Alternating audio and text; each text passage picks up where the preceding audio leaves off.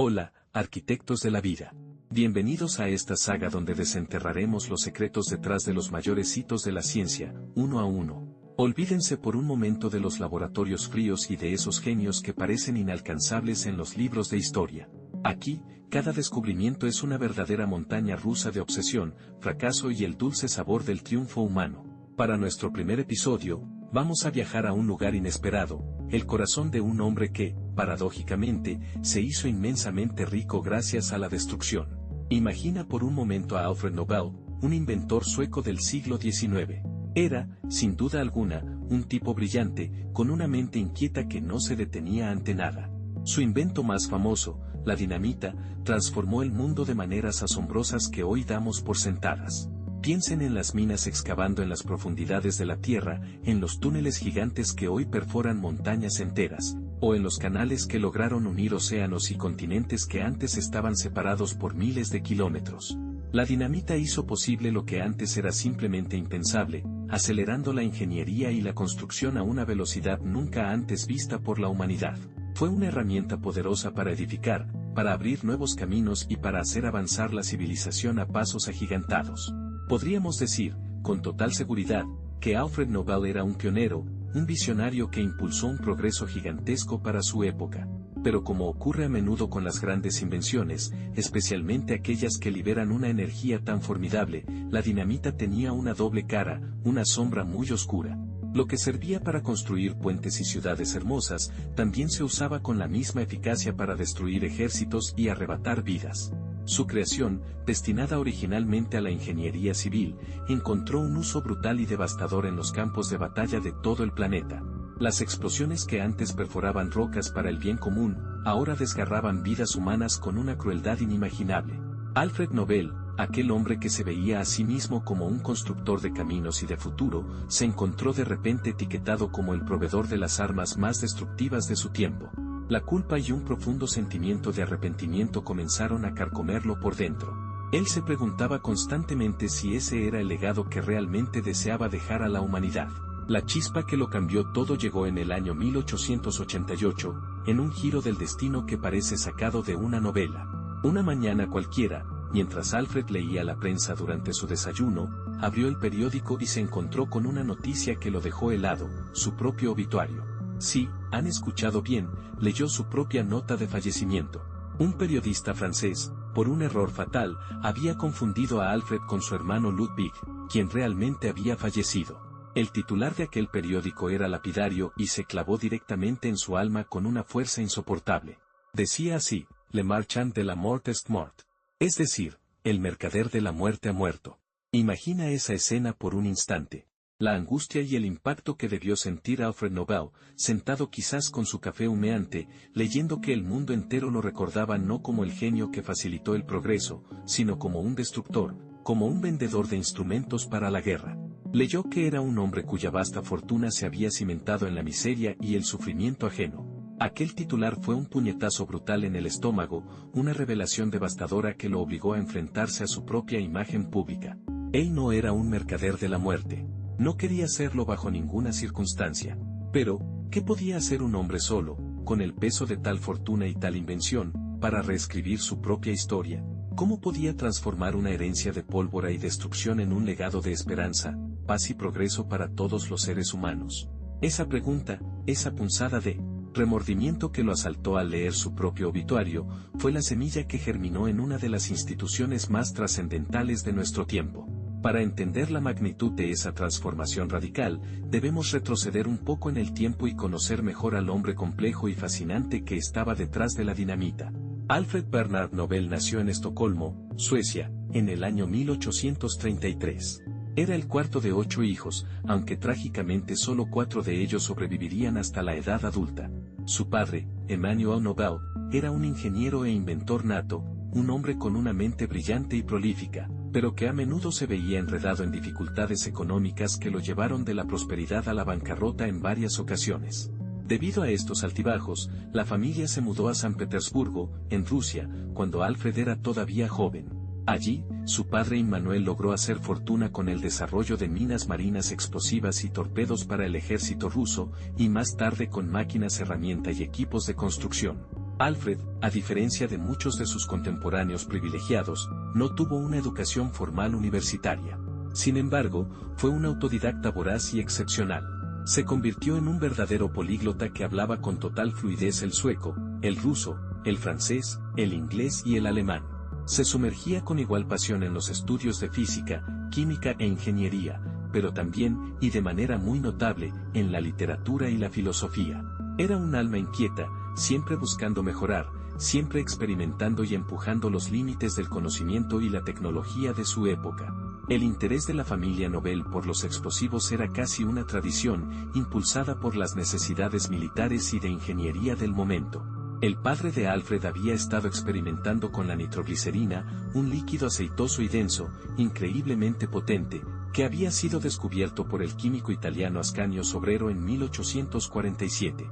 La nitroglicerina era un verdadero milagro de la energía concentrada, capaz de liberar una fuerza tremenda y sin precedentes con una cantidad muy pequeña. Era, en esencia, energía pura embotellada. El problema, y era un problema gigantesco que aterrorizaba a todos los que se acercaban a ella, es que era tan impredecible y volátil como un león salvaje y furioso encerrado en una jaula de cristal. Explotaba con el menor golpe, con una simple vibración, con un cambio brusco de temperatura, o incluso sin razón aparente, solo por el paso del tiempo.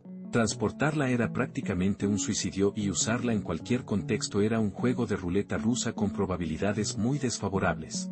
Pero Alfred, con su visión aguda, vio mucho más allá del peligro inmediato.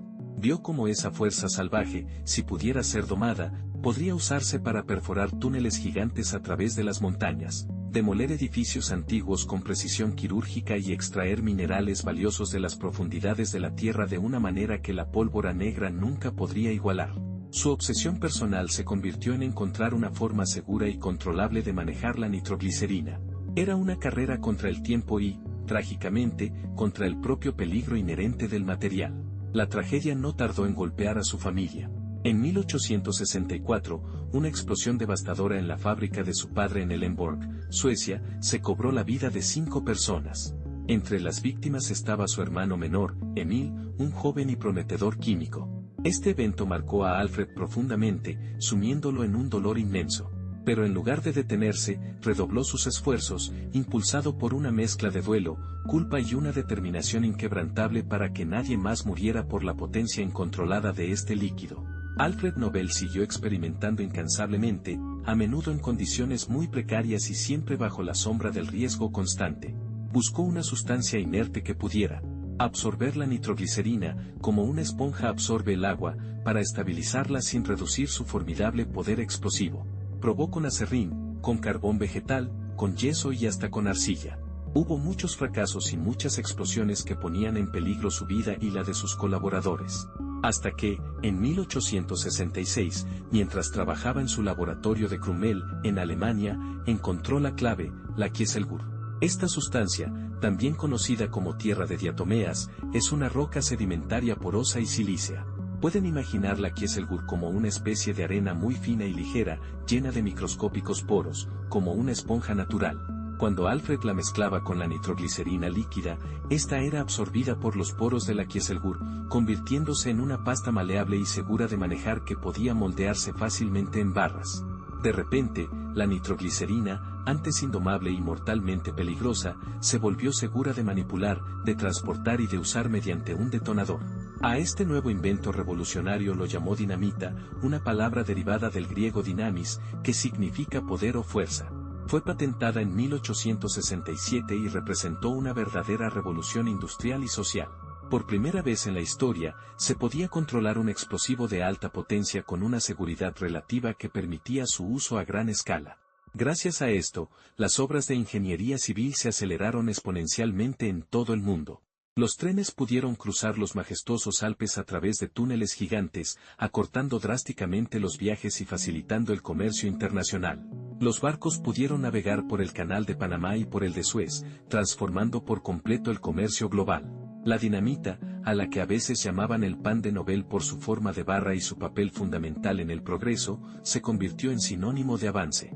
Alfred Nobel se hizo inmensamente rico, estableciendo más de 90 fábricas y laboratorios en más de 20 países, acumulando una fortuna colosal mientras seguía buscando nuevas mejoras y patentes.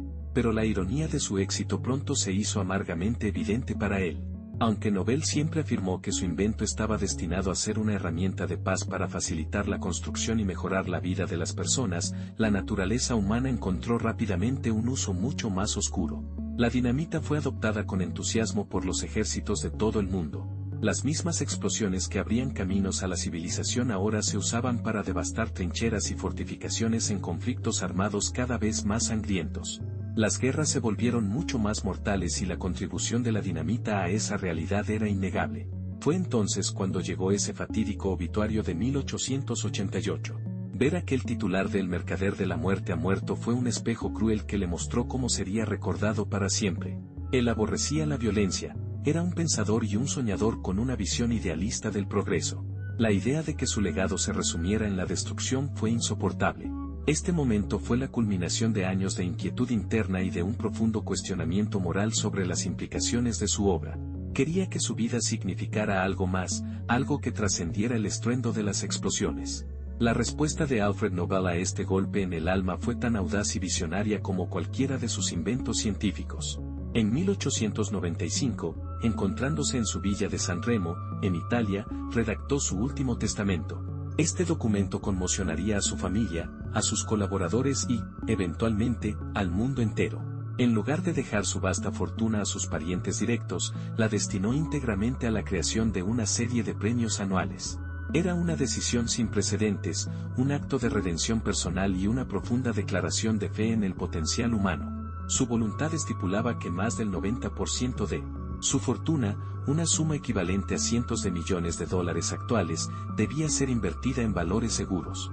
Los intereses generados se distribuirían anualmente como premios a aquellos que hubieran conferido el mayor beneficio a la humanidad. Estableció 5 categorías originales que representaban los campos que él consideraba fundamentales para el avance de la civilización. La primera era la física, para el descubrimiento o invento más importante en ese campo. La segunda era la química, premiando la mejora o el descubrimiento más relevante. La tercera categoría era la fisiología o medicina, centrada en los descubrimientos más importantes para la salud humana. La cuarta era la literatura, para la obra más sobresaliente con una dirección idealista.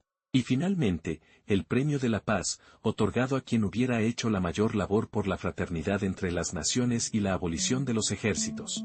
Su insistencia en el mayor beneficio para la humanidad era su manera de redirigir su legado, asegurándose de que su fortuna, obtenida inicialmente del poder destructivo, se utilizara ahora para alimentar el ingenio constructivo y la colaboración internacional. Como es de imaginar, la familia de Nobel estaba furiosa al conocer el testamento. Algunos lo consideraron una traición a sus derechos de herencia y otros incluso llegaron a pensar que se había vuelto loco. Hubo años de batallas legales y disputas intensas que amenazaron con destruir su última voluntad. Pero finalmente, los albaceas de su testamento lograron establecer la Fundación Nobel en el año 1900, y los primeros premios se entregaron solemnemente en 1901. Desde entonces, el Premio Nobel se ha convertido en el galardón más prestigioso y reconocido de todo el planeta, un faro de excelencia que celebra lo mejor del ingenio humano. La categoría de fisiología o medicina ha sido especialmente crucial, reconociendo a mentes brillantes que han desentrañado los misterios del cuerpo humano y han combatido enfermedades que antes eran sentencias de muerte. Desde el descubrimiento de la insulina para tratar la diabetes hasta la identificación de la estructura del ADN, pasando por el desarrollo de vacunas y antibióticos, cada Nobel de Medicina es una pieza fundamental en el rompecabezas de nuestro bienestar colectivo. Son historias de persistencia, de intuición y de victoria que merecen ser contadas.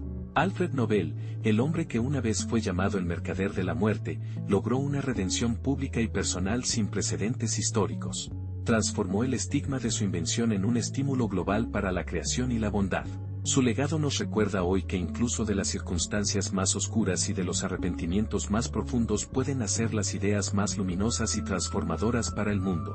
El Premio Nobel no es solo un reconocimiento a la excelencia científica, es un testimonio del poder transformador de una visión. Es un recordatorio conmovedor de que la humanidad, a pesar de su potencial para la destrucción, posee una capacidad aún mayor para la construcción, la sanación, la empatía y el progreso. Es, en última instancia, la historia de cómo un hombre, enfrentado a la cruda imagen de su propia mortalidad y al impacto de sus acciones, decidió que su vida no sería el eco resonante de una explosión, sino la sinfonía armoniosa de innumerables descubrimientos que beneficiarían a toda la humanidad por generaciones. Alfred Nobel terminó siendo, después de todo, un verdadero arquitecto de la vida. Si te ha gustado esta historia de redención y ciencia, no olvides suscribirte al canal para no perderte los próximos episodios de nuestra saga sobre los grandes hitos de la humanidad. Nos vemos en el próximo video. Para más información, entra en minrora.com.